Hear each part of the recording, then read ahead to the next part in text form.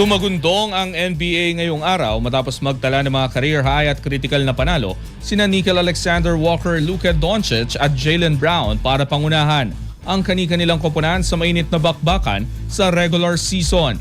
Ang ibang detalye alamin sa pag-abante ni Jonas Lavarias.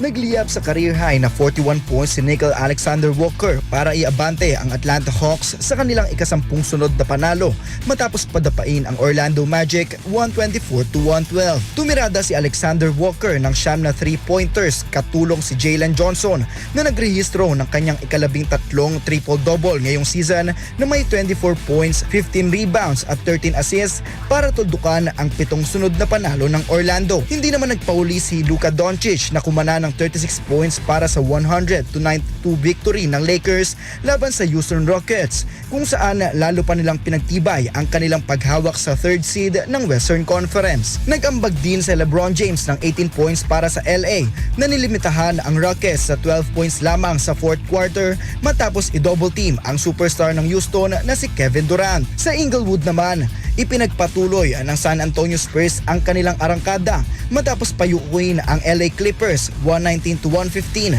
sa tulong ng 21 points at 13 rebounds ni Victor Wembanyama. Kumita rin para sa Spurs si Stephen Castle na may 23 points at 8 assists para itala ang NBA best na 18-2 record mula noong Pebrero, habang nananatili namang bakante ang Clippers dahil sa injury ni Kawhi Leonard. Samantala, nagpasiklab si Jaylen Brown matapos magrehistro ng 41 points para pangunahan ang Boston Celtics sa 120-112 na panalo laban sa Phoenix Suns. Kumamada si Brown ng career high na 19 of 21 free throw line upang supalpalin ang 40-point performance ni Devin Booker at panatilihin ang dominasyon ng Celtics sa kanilang home court. Sa isa pang laro, sa wakas ay naabot na ni Coach Steve Kerr ang kanyang ika-600 regular season win matapos manduhan ng Golden State Warriors ang Washington Wizards 125-117 para putulin ang kanilang 5-game losing skid. Naghari sa court ang nagbabalik na si Kristaps Porzingis na may 30 points sa loob lamang ng 26-minute playing time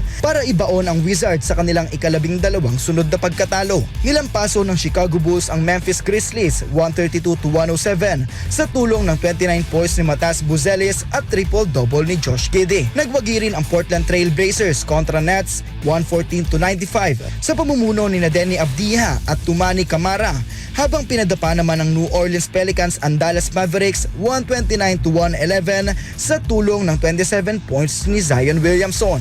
Ako si Jonas Lavarias, Abante Sports, now na.